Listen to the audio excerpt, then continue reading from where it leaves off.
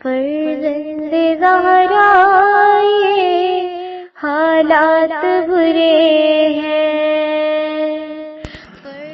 کاشانہ بصیرت ایک ایسا مکمل یوٹیوب چینل جس پر محروم بصارت کے لیے بالخصوص اور تمام افراد کے لیے بالعموم سینکڑوں کی تعداد میں اسلامی کتب دستیاب ہیں۔ لہذا گزارش ہے کہ آپ اپنی ذمہ داری نبھاتے ہوئے کاشانہ بصیرت کو سبسکرائب کرنے کے ساتھ ساتھ بیل آئیکن کو پریس کیجیے تاکہ آپ علم کے حصول کے ساتھ ساتھ مذہب اہل بیت کی اشاعت میں بھی اہم کردار ادا کرتے رہیں۔ کاشانہ بصیرت۔ فرزند زہرا یہ حالات برے ہیں۔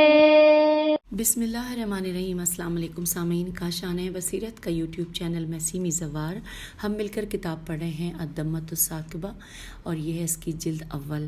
ہم ریڈنگ کے پارٹ 45 پر پہنچے ہیں اور کتاب کے صفحہ نمبر 541 پر ریڈنگ کرنے جا رہے ہیں۔ ہیڈنگ ہے یعنی کہ نئے چیپٹر ہے، نئے چیپٹر کا عنوان ہے صلح معاویہ۔ آئیے جانتے ہیں۔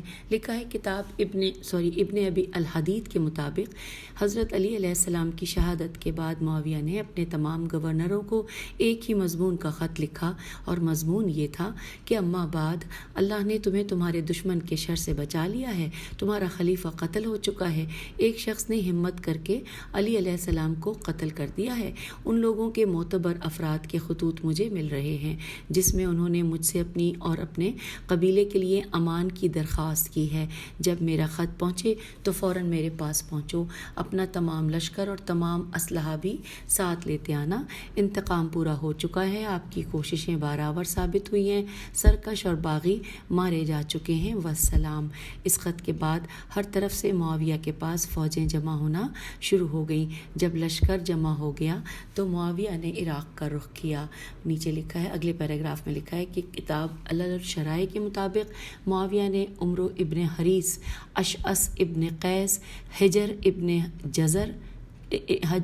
ابن جرز اور شبیب ابن ربیع کو علیحدہ علیحدہ خط لکھا اور اپنے جاسوسوں کے ذریعے ان لوگوں تک پہنچائے۔ ان تمام خطوط کا مضمون بھی ایک تھا، لیکن اس میں خط کو صیغہ راز میں رکھنے کی خصوصی ہدایات یہ تھی کہ خط یوں تھا کہ اگر تو حسن علیہ السلام ابن علی علیہ السلام کو قتل کر دے تو 2,00,000 درہم لشکر کی سالاری اور اپنی بیٹی سے شادی تیرا انعام ہوگا۔ امام حسن علیہ السلام کو معلوم ہو گیا کہ معاویہ نے اپنے پرانے نمک خواروں کو نیا لالچ دیا ہے، چنانچہ آپ حفظ ما تقدم کے بطور جب بھی گھر سے باہر نکلتے زرہ اور خود پہن کر باہر آتے۔ اس لائن کو دوبارہ پڑھ لیتے ہیں۔ چنانچہ آپ حفظ ما تقدم کے بطور جب بھی گھر سے باہر نکلتے تو زرہ اور خود پہن کر باہر آتے، حتیٰ کہ نماز بھی زرہ اور خود کے ساتھ پڑھاتے۔ ابتدا میں تو بعض جذباتی افراد نے اعتراض کیا، لیکن ایک دن جب بحالت نماز تیر آ لگا اور زرہ کی وجہ سے مؤثر نہ ہو سکا تو پھر اعتراض ختم ہو گیا۔ ابن ابی الحدید کے مطابق امام حسن علیہ السلام کو یہ اطلاع بھی مل گئی کہ معاویہ فوج لے کر شام سے سوئے عراق کوچ کر چکے ہیں۔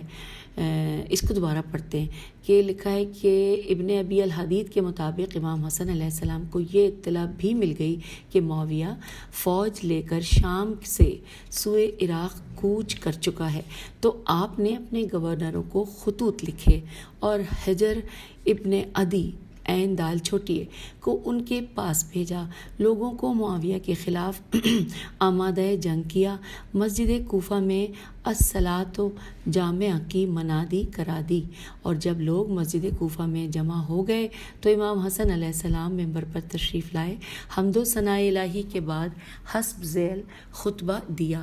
آئیے خطبے کے الفاظ جو اس کتاب میں موجود ہیں پڑھتے ہیں۔ لکھا ہے کہ اللہ نے اپنے بندوں پر جہاد فرض کیا ہے، پھر مجاہدین سے فرمایا ہے صبر کرو، اللہ صابرین کا حامی ہے۔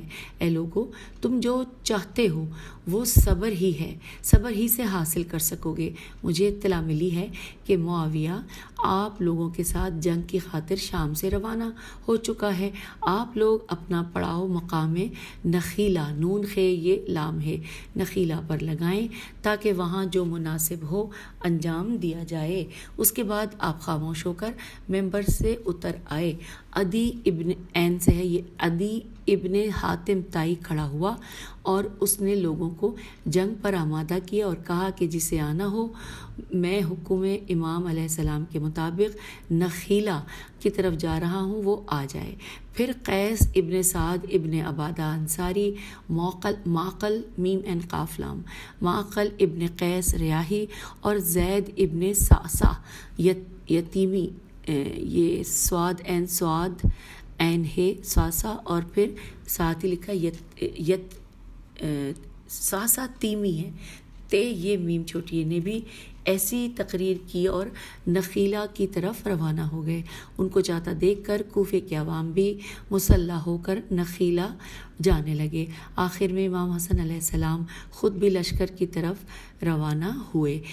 کوفے میں مغیرہ ابن نوفل ابن حارث ابن عبد المطلب کو اپنا نائب مقرر کیا اور خود کوفے سے روانہ ہو کر دیر عبد الرحمن میں قیام کیا۔ دال یہ دیر یا دیر عبد الرحمن میں قیام کیا۔ وہاں جب فوج جمع ہو گئی تو آپ نے پھر ایک خطبہ دیا اور فرمایا کہ دیکھو جس طرح تم لوگوں نے مجھ سے قبل میرے والد سے دھوکہ کیا تھا اور عین اس وقت تم نے دھوکہ دیا جب جنگ اپنے انجام کے آخری مرحلے پر تھی، اس طرح مجھ سے دھوکہ نہ کرنا۔ اگر تم لوگ میرے ساتھ مل کر جہاد نہیں کرتے تو بھلا بتاؤ میرے علاوہ کس امام حق کے ساتھ مل کر جہاد کرو گے؟ یقین رکھو اگر تم نے مجھ سے دھوکہ کیا تو تمہارے سروں پر بنی امیہ مسلط ہو جائیں گے، اور یہ وہ لوگ ہیں کہ جنہوں نے فتح مکہ تک اسلام کی قدم قدم پر مخالفت کی، اور فتح مکہ پر بھی انہوں نے اسلام قبول نہیں کیا، ہتھیار ڈالے ہیں، اور بقول رسول صلی اللہ علیہ وآلہ وسلم اگر بنی امیہ میں سے کرۂ ارض پر ایک کسر پشت بڑھیا بھی رہ جائے تو وہ بھی عداوت اسلام پر ہی مرے گی۔ پھر لکھا ہے کہ اس کے بعد آپ نے بنی کندہ میں سے ایک شخص کو 4000 کا سالار بنا کر روانہ کیا اور اسے فرمایا کہ انبار میں پڑاؤ ڈالنا اور جب تک میرا حکم نہ آئے اس وقت تک کوئی اقدام نہ کرنا۔ اب ہم آگے ہیں پیج 543 پر۔ پھر لکھا ہے کہ جب کندی انبار پہنچ کر خیمہ زن ہوا اور معاویہ کو معلوم ہوا تو انہوں نے کندی کو پیغام بھیجا کہ اگر تو میرے ساتھ آ ملے تو اولاً تجھ سے کوئی باز پرس نہیں ہوگی، ثانیاً اضلاع شام الف زواد لام الف عین، اضلاع شام میں سے جو ضلع تو پسند کرے گا اس کی گورنری بھی دوں گا، علاوہ عظیم پیشگی 5 لاکھ درہم ہے، یہ فوراً لے لے۔ کندی نے مال لے لیا اور اپنے مخصوص 200 افراد کو لے کر معاویہ کی فوج سے جا ملا۔ پھر جب امام حسین علیہ السلام کو پتہ چلا تو آپ نے پھر خطبہ دیا اور فرمایا کہ کندی نے نہ صرف مجھ سے فریب کیا ہے بلکہ آپ لوگوں سے بھی دھوکہ کیا ہے، اور وہ 5 لاکھ میں دین فروخت کر کے معاویہ سے جا ملا ہے۔ اگرچہ میں بہت کچھ جانتا ہوں لیکن تمہارے اطمینان کے لیے ایک اور شخص کو 4000 کا لشکر دے کر بھیج رہا ہوں، اور مجھے معلوم ہے کہ اس کا انجام بھی کندی سے مختلف نہیں ہوگا۔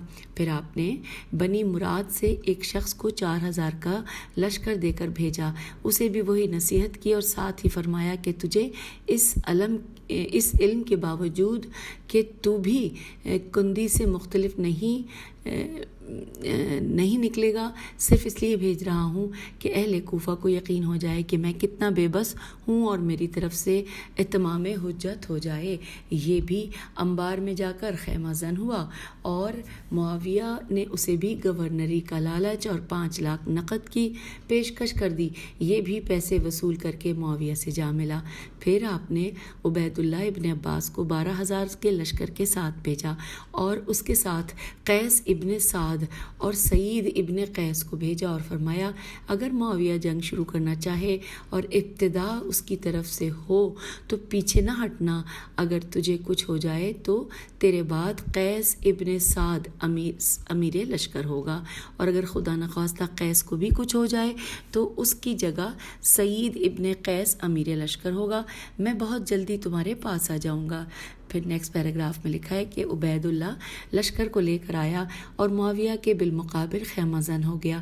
امام حسن علیہ السلام نے بھی کوچ کیا اور مقام سابات سین الف بے الف توئے سابات پر آ کر قیام کیا۔ یہاں آپ خطبہ دینے کے لیے کھڑے ہوئے تو معاویہ کے لوگ جو کہ لشکر میں موجود تھے اور لوگوں کو بھڑکا رہے تھے، جن میں اشعث ابن قیس پیش تھا، انہوں نے جب دیکھا کہ لشکر معاویہ کے مقابلے میں پہنچنے سے قبل ہی کام ہونا چاہیے، ان لوگوں کے تیار کردہ چند غنڈے اٹھے اور انہوں نے تخریب کاری شروع کر کے امام حسن علیہ السلام پر حملہ کر دیا۔ کچھ لوگوں نے خیمہ لوٹ لیا، کچھ لوگ امام حسن علیہ السلام کے گرد ہو گئے۔ جراح جیم رے الف ہے جراح ابن سنان نے آپ پر نیزے کا وار کیا جو آپ کی ران میں لگا۔ آپ گھوڑے پر تھے، آپ نے گھوڑے سے زمین پر آتے آتے اسے تلوار ماری اور وہ بھی وہیں گر گیا۔ وہ بھی وہیں گر گیا۔ اب ہم پیج نمبر 544 کی طرف بس 2 لائنیں پڑھ کے آ رہے ہیں۔ لکھا ہے معاویہ نے عبید اللہ کو پیغام بھیجا کہ حسن علیہ السلام نے مجھے پیغام صلح دیا ہے، اگر تو آج میرے ساتھ شامل ہو جائے تو تیرا مقام وہ ہوگا جو سبقت کرنے والوں کا ہوتا ہے، اور اگر حسن علیہ السلام کے بعد تو میرے ساتھ شامل ہوا تو پھر تیرا مقام وہ ہوگا کہ جو کسی کے ساتھ آنے والے کا ہوتا ہے۔ اگر ابھی بھی چلا آئے تو 10 لاکھ درہم دوں گا، نصف اس وقت اور بقیہ نصف کوفے میں داخل ہوتے ہی دوں گا۔ عبید اللہ رات کی تاریکی میں اپنے لشکر کو چھوڑ کر معاویہ کے پاس چلا گیا۔ جب امام حسن علیہ السلام کو عبید اللہ کی بے وفائی کا پتہ چلا تو آپ مدائن میں زیر علاج تھے، آپ نے جنگ کا ارادہ ترک کر دیا۔ ادھر معاویہ نے امام حسن علیہ السلام کو ایک خط بھیجا جس میں لکھا کہ آپ کے کچھ سالاران لشکر تو میرے ساتھ آ ملے ہیں جن کا آپ کو علم ہو چکا ہے، اور دیگر کوفے کے تمام معتبر افراد کے خطوط میرے پاس آئے ہوئے ہیں۔ اطمینان کی خاطر یہ تمام خطوط آپ دیکھ لیں۔ آپ نے وہ تمام خطوط اپنے معتمد اور جانثاروں کو دکھائے اور عبداللہ ابن حارث ابن نوفل ابن عبد المطلب کو معاویہ کے پاس پیام صلح دے کر بھیج دیا۔ جواب میں معاویہ نے لکھا کہ آپ جن شرائط پر صلح کرنے چاہتے ہیں وہ لکھ دیں، میں اپنی مہر ثبت کر دوں گا، سے بیت ثبت کر دوں گا۔ امام حسن علیہ السلام نے حسب ذیل صلح نامہ لکھا۔ بسم اللہ الرحمن الرحیم۔ معاویہ، یہ وہ صلح ہے جس کے مطابق حسن علیہ السلام ابن علی علیہ السلام ابن ابی طالب علیہ السلام معاویہ ابن ابو سفیان سے صلح کر رہا ہے۔ وہ یہ ہے کہ معاویہ امت مسلمہ میں کتاب خدا اور سنت رسول صلی اللہ علیہ وآلہ وسلم کے مطابق عمل کرے گا۔ معاویہ ابن ابی سفیان کو یہ حق نہیں ہوگا کہ وہ از خود کسی کو ولی عہد بنائے، بلکہ معاویہ کے بعد مسئلہ امارت الف میم الف ریتے مسلمانوں کے باہمی مشورے سے طے ہوگا۔ معاہدے کی شرط یہ ہے کہ لوگ جہاں بھی ہیں وہ امن سے رہیں گے، خواہ وہ شام میں ہوں یا عراق میں، اور حجاز میں ہوں یا یمن میں۔ معاویہ ایک شرط یہ بھی ہے کہ حضرت امیر المومنین علی علیہ السلام کے شیعہ کو معاویہ امن فراہم کرے گا۔ معاویہ کے لیے یہ معاہدہ اللہ سے وعدہ ہوگا، اللہ سے میثاق ہوگا، اور اللہ نے اپنی مخلوق پر جس عہد کی وفا کو واجب کیا ہے یہ وہی الہی عہد ہوگا۔ معاہدے میں یہ شرط بھی ہے کہ معاویہ حسن علیہ السلام ابن علی علیہ السلام، حسین علیہ السلام ابن علی علیہ السلام اور اہل بیت علیہ السلام میں سے کسی فرد کے خلاف کوئی سازش نہ خفیہ اور نہ کھلم کھلا کرے گا، ان کو ہراساں نہیں کرے گا، ہر حقدار کو اس کا حق ادا کرتا رہے گا۔ معاہدے کی یہ شرط بھی ہے کہ معاویہ امیر المومنین علی علیہ السلام اور اس کے شیعہ پر سب سب و شتم نہیں کرے گا۔ اللہ اور رسول صلی اللہ علیہ وآلہ وسلم اس معاہدے کے شاہد ہیں۔ معاویہ نے اس پر مہر لگا دی اور بطور گواہ عبداللہ ابن حارث، عمرو ابن ابی مسلمہ، اور یا مسلمہ لکھا ہے یا ابن ابی سلمہ، وہ میم پتہ نہیں چل رہا لیکن آدھا آدھا مٹا ہوا ہے، لکھا ہے عبداللہ ابن عامر ابن کریز اور عبد الرحمن ابن ابی سرہ وغیرہ کے دستخط بھی کرا دیے۔ پھر لکھا ہے کہ شیخ مفید کے مطابق جب معاویہ نے شرائط امام حسن علیہ السلام کے مطابق معاہدے پر، جو کہ صلح کا معاہدہ تھا، اس پر دستخط کر دیا تو اپنے مقام نزول سے چل کر نخیلے پر آیا اور وہاں پر یہ خطبہ دیا: بخدا میری تم سے جنگ کا مقصد ہرگز یہ نہیں رہا کہ تم نمازیں پڑھو، روزے رکھو، حج کرو، اور نہ اس لیے کہ تم مشرک نہ ہو۔ میرا مقصود جنگ صرف اور صرف حصول اقتدار تھا، جو تمہارے نہ چاہنے کے باوجود بھی مجھے حاصل ہو گیا ہے۔ یہ بھی یقین رکھو جو معاہدہ میں نے حسن علیہ السلام سے کیا ہے وہ بھی صرف ایک چال تھی، وہ میرے پاؤں کے نیچے ہے، میں کسی بھی شرط کو پورا نہیں کروں گا۔ اور اس کے بعد وہ کوفہ آیا، کچھ دن قیام کیا۔ ایک دن امام حسن علیہ السلام سے کہا کہ آپ خود بھی اپنے معتقدین کو صلح سے آگاہ کریں۔ اب امام حسن علیہ السلام ممبر پر آئے اور فرمایا کہ سب سے زیادہ دانش مند وہی ہوتا ہے جو متقی ہو، اور سب سے زیادہ احمق وہی ہوتا ہے جو فاجر ہو۔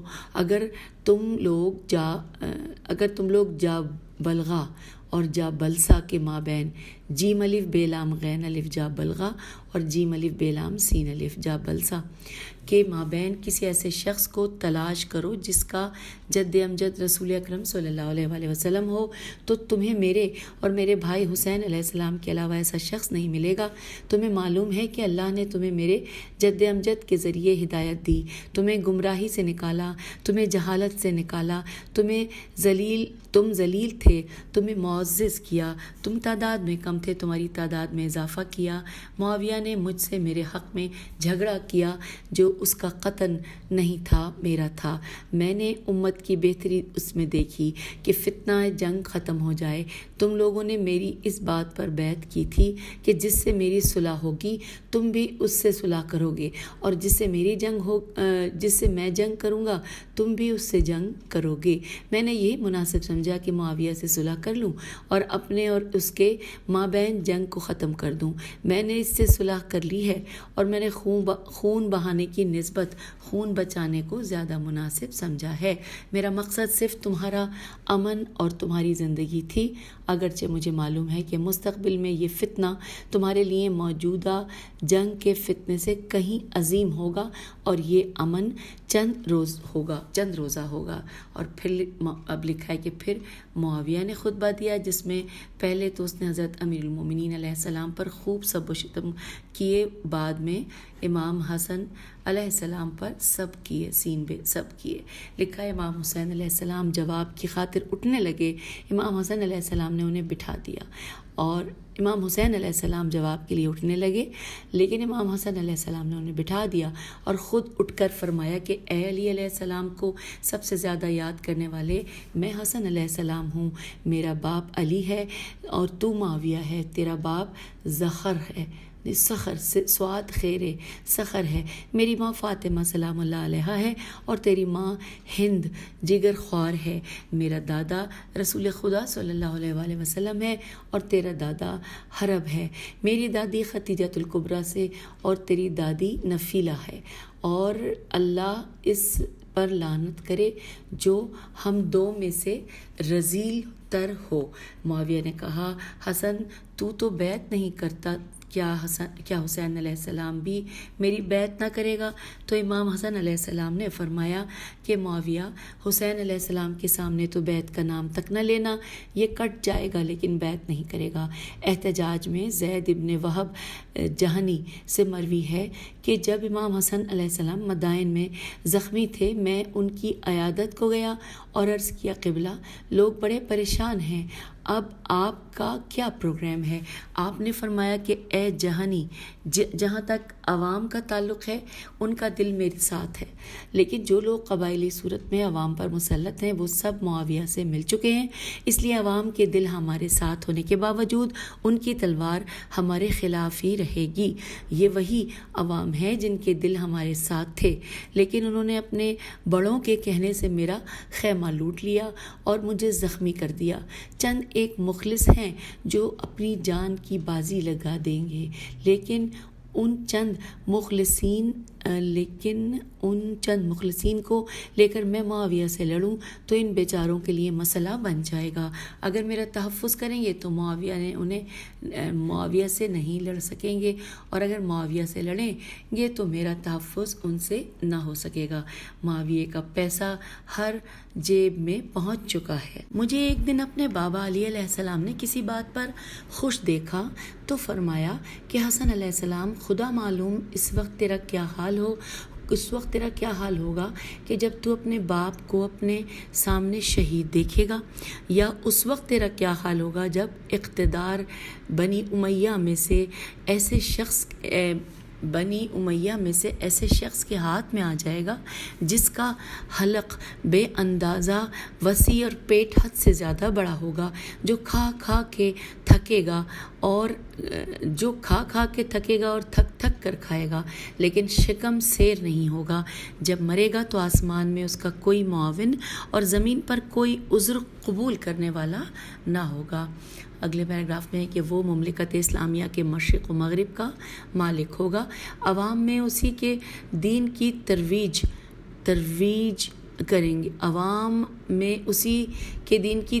کریں گے۔ اس کی حکومت بڑی طویل ہوگی، بدعت کا موجد ہوگا، حق اور سنت رسول صلی اللہ علیہ وسلم کا قاتل ہوگا، دولت صرف انہی لوگوں میں تقسیم کرے گا جو اس کے نظریات کی ترویج کریں گے، مستحقین کو ایک پائی تک نہ دے گا۔ اس کی حکومت میں مومن ذلیل ہوں گے، مال خدا کو اپنے معتقدین کی وراثت سمجھے گا، بندگان خدا کی پرواہ تک نہ کرے گا۔ اس کی حکومت میں حق مذموم اور باطل ممدوح ہوگا، جو اسے حق بات کرے گا اسے قتل کرے گا، اور جو اس کے ہر باطل کی تائید کرے گا اسے انعام دے گا۔ اللہ کے نیک بندوں پر سب کرے گا اور دوسروں کو سب کرنے کا حکم دے گا، اور یہ سلسلہ پھر اس قدر طول پکڑ جائے گا کہ اس کی مخالفت کرنے والے ہر دور میں ناکام رہیں گے، حتیٰ کہ آخری زمانے میں جب لوگ حق سے آشنا ہو چکے ہوں گے اللہ ایک شخص کو مبعوث کرے گا، اللہ ملائکہ سے اس کی مدد کرے گا، اس کے پاس معجزات بھی ہوں گے، اللہ اس دین کو غالب کرے گا۔ پھر ساتھ میں لکھا ہے کہ ہر شخص کو یہاں پہ مٹا ہوا ہے، اسلام قبول کرنا پڑے گا، کرۂ ارض ظلم و جور کے بعد عدل و انصاف سے پر ہو جائے گا۔ تو یہاں پر یہ صلح معاویہ والا چیپٹر کلوز ہوا، اور اب اگلا چیپٹر ہے احتجاجات، اور یہ پڑھنے کے لیے ہم پیج 549 پر آئے ہیں۔ احتجاجات میں سب سے پہلا جو احتجاج ہے، نمبر 1 لکھا ہے، اس کا عنوان ہی لکھا ہے احتجاج۔ تفصیلات کچھ یوں ہیں کہ احتجاج میں شامل افراد، یہاں پر ان کے نام ہیں: معاویہ، عمر ابن عاص، عمر ابن عثمان، عتبہ ابن ابی سفیان، ولید ابن عتبہ، مغیرہ ابن شیبہ۔ احتجاج طبرسی کے مطابق ایک دن معاویہ کے پاس مذکورہ افراد جمع تھے اور انہوں نے معاویہ سے کہا کہ آج کل حسن علیہ السلام ابن علی علیہ السلام شام میں آئے ہوئے ہیں، اتفاق سے ہم تمام اموی بھی ہیں، اگر آج حسن علیہ السلام کو اس محفل میں بلا لیتے تو ہم باری باری اپنے دل کی بھڑاس نکال لیتے، علی علیہ السلام کو بھی سب کرنے کا اچھا موقع ہاتھ آ جاتا۔ پھر لکھا ہے کہ معاویہ نے کہا کہ سوچ لو، وہ ہاشمی ہے، زبان رسالت چوس کر پلا ہے، علی و زہرا سلام اللہ علیہ کا بیٹا ہے، علمی اعتبار سے وہ بشمول ہمارے ہر ایک کا مرجع ہے. ایسا نہ ہو کہ وہ تمہارے ساتھ مجھے بھی خراب کر جائے. تم تو صرف اسے اور اس کے باپ کو گالی دو گے، لیکن اس کی ایک ایک بات تمہاری گالیوں سے وزنی ہوگی. تم اس کے نانا نانی اور ماں کے متعلق ایک لفظ بھی نہ کہہ سکو گے. لیکن تمہیں بھی معلوم ہے اور میں بھی جانتا ہوں کہ حسن علیہ السلام کے سامنے ہمارے سلسلے میں کوئی رکاوٹ نہیں ہوگی. تمہارا میدان انتہائی محدود ہے اور اس کا میدان بڑا کھلا ہے. عمرو عاص نے کہا تو اسے بلا تو صحیح، پھر دیکھ لینا کہ آج ہم حسن علیہ السلام کو کس طرح خاموش کرتے ہیں. معاویہ نے کہا بلانے کو میں بلا لیتا ہوں، لیکن میری بات یاد رکھنا، حسن علیہ السلام تمہیں ایسے بری طرح رگے دے گا کہ تم قبروں تک نہ بھولو گے. اور عتبہ نے کہا کہ آپ اسے ایک مرتبہ بلا کر تو دیکھیں. معاویہ نے آپ کے پاس پیغام بھیجا کہ ایک مرتبہ یہاں تشریف لائیں. جب آپ کو پیغام ملا تو آپ نے پیغام دینے والے سے پوچھا معاویہ کے پاس اور کون بیٹھا تھا؟ تو پیغام دینے والے نے تمام کے نام بتا دیے. امام حسن علیہ السلام نے فرمایا کہ اللہ انہیں ذلیل کرے، انہیں کیا ہو گیا ہے، یہ مجھ سے کیا لیتے ہیں؟ آپ نے لباس تبدیل کیا اور جانے کے لیے تیار ہو گئے اور پھر یہ دعا پڑھی. دعا کا ترجمہ: اے اللہ، میں تیرے ذریعے ان کے سینوں کے لیے سینے دفع کرتا ہوں. دوبارہ سے پڑھتے ہیں: اے اللہ، میں تیرے ذریعے ان کے سینوں کے لیے سینے دفع کرتا ہوں. میں ان کے شر سے تیری پناہ مانگتا ہوں. میں ان کے خلاف تجھ سے مدد چاہتا ہوں. تو ہی ان کے مقابلے میں جس طرح چاہے اور جب چاہے اپنی قوت و طاقت سے کفایت کرنا. تو ارحم الراحمین ہے. پھر لکھا ہے کہ آپ معاویہ کے پاس آئے. معاویہ نے اٹھ کر استقبال کیا، اپنے ساتھ جگہ دی اور مصافحہ کیا. امام حسن علیہ السلام نے فرمایا شاید تمہیں معلوم ہو کہ سلام میں عافیت اور مصافحے میں امن ہوتا ہے. معاویہ نے کہا اے ابو محمد، آج میں نے آپ کو نہیں بلایا، بلانے والے یہ لوگ ہیں. میں نے انہیں بار بار منع کیا ہے کہ آج حسن علیہ السلام کو نہ بلاؤ، لیکن انہوں نے ہر مرتبہ اصرار کیا اور ان کے اصرار کے سامنے مجھے بے بس ہونا پڑا. یہ لوگ آپ سے گفتگو کرنا چاہتے ہیں اور آج میرا لحاظ کیے بغیر آپ انہیں جواب دے سکتے ہیں. پھر آپ نے فرمایا کہ سبحان اللہ، یہ گھر آپ کا ہے، یہ گھر آپ کا گھر ہے. جب آپ ان کے سامنے بے بس ہیں تو میں کس کھاتے میں ہوں گا؟ ویسے اگر مجھے پہلے بتا دیا جاتا تو میں 2-4 ہاشمی ساتھ لے آتا تاکہ ان کے دہنے دریدگی کا جواب وہ دیتے. بہر صورت آج بھی اور آئندہ اللہ ہی میرا ولی ہے. جو کہنا چاہتے ہیں کہیں، میں سنتا ہوں. عمرو ابن عثمان ابن عفان نے کہا مجھے حیرت ہے کہ بنی امیہ کے 19 افراد کے قاتل علی علیہ السلام کی اولاد آج زمین پر ہے اور بنی امیہ کے مقتولوں کا بدلہ لینے والا بھی کوئی نہیں ہے. پھر میرا باپ بھی انہی کے ہاتھوں قتل ہوا ہے. عمرو ابن عاص نے کہا کہ اے فرزند ابو تراب، ہم نے تجھے صرف اس لیے بلایا ہے کہ تجھے اور تیرے باپ کو سب کریں، اور ہم نے تیرے باپ کو تو ایک طرف کر دیا، اور اب اگر تجھے بھی ہم قتل کر ڈالیں تو میرے خیال میں ہم قطعاً معذور ہوں گے اور ہمارا کوئی گناہ نہیں ہوگا. یہ ہم صفحہ نمبر 551 پہ آ گئے ہیں. لکھا ہے کہ عتبہ ابن ابو سفیان برادر معاویہ نے کہا کہ اے حسن علیہ السلام، پورے بنی ہاشم میں تیرے باپ سے زیادہ برا کوئی نہیں تھا. جتنی جنگیں بھی لڑی گئیں، تیرے باپ نے بدر سے لے کر فتح مکہ تک کبھی اقربا کا خیال تک نہیں رکھا. اپنے مقتولین بدر کے قصاص میں اگر تیرے باپ کی طرح تجھے بھی قتل کر دیں تو ہم قصوروار نہیں ہوں گے. ولید ابن عقبہ اور مغیرہ ابن شیبہ نے قتل عثمان کا الزام لگا کر معاویہ کو ولی عثمان قرار دیا اور کہا کہ اگر تجھے اور تیرے بھائی حسین علیہ السلام کو عثمان رضی اللہ کے انتقام میں قتل کر دیا جائے تو ہمارا حق ہوگا. امام علیہ السلام نے آغاز گفتگو کیا اور فرمایا اے اللہ کی حمد ہے، اے اس اللہ کی حمد ہے جس نے تمہارے اوائل کو میرے اوائل سے اور تمہارے اواخر کو میرے اواخر سے ہدایت دی ہے. اللہ میرے نبی نانا صلی اللہ علیہ وآلہ وسلم پر رحمتوں کی بارش فرمائے۔ تم لوگوں نے جو کہنا تھا کہہ چکے، اس سے کہنے کے لیے تمہارے پاس مزید کچھ نہیں رہا ہے۔ اب میری بات سنو اور معاویہ، میں اپنی گفتگو کا آغاز تجھ سے ہی کرتا ہوں۔ تجھے بھی معلوم ہے اور ہر سننے والے کو یقین ہو جائے گا کہ جو کچھ ان لوگوں نے کہا ہے یہ سب تیرے چبائے ہوئے لقمے ہیں۔ بالفاظ دیگر یہ گالیاں اور سب مجھے بلا واسطہ نہ صحیح بالواسطہ تو نے ہی دیے ہیں، اور یہ صرف تیری بغاوت سرکشی ہے اور ہم آل محمد صلی اللہ علیہ وآلہ وسلم سے حسد کا نتیجہ ہے۔ اے سب چشم، اگر میں اور یہ لوگ مسجد نبوی میں ہوتے، ہمارے ارد گرد مہاجرین و انصار میری اور ان کی باتیں سننے والے ہوتے، تو انہیں اتنی لاف زنی کی جرت نہ ہوتی۔ اے میری مخالفت پر جمع ہونے والوں، میری باتیں سنو، میری غلط بات کی تصدیق نہ کرنا اور میری صحیح بات کی تردید نہ کرنا۔ معاویہ، میں تیرے متعلق اس سے کم ہی کہہ سکوں گا جو کچھ تو ہے۔ میں تجھے اللہ کی قسم دے کر کہتا ہوں کہ جس شخص کو تم سب کرتے رہتے ہو، کیا اس نے نبی اکرم صلی اللہ علیہ وآلہ وسلم کی اقتداء میں ہر دو قبلہ کی طرف رخ کر کے نماز پڑھی تھی؟ کیا یہ بے دینی ہے؟ یہاں پہ کوسچن مارک ہے، کیا یہ بے دینی ہے؟ اور تو اس وقت لات و عزا کے چرنوں میں پیشانی رگڑتا تھا، کیا یہی دین ہے؟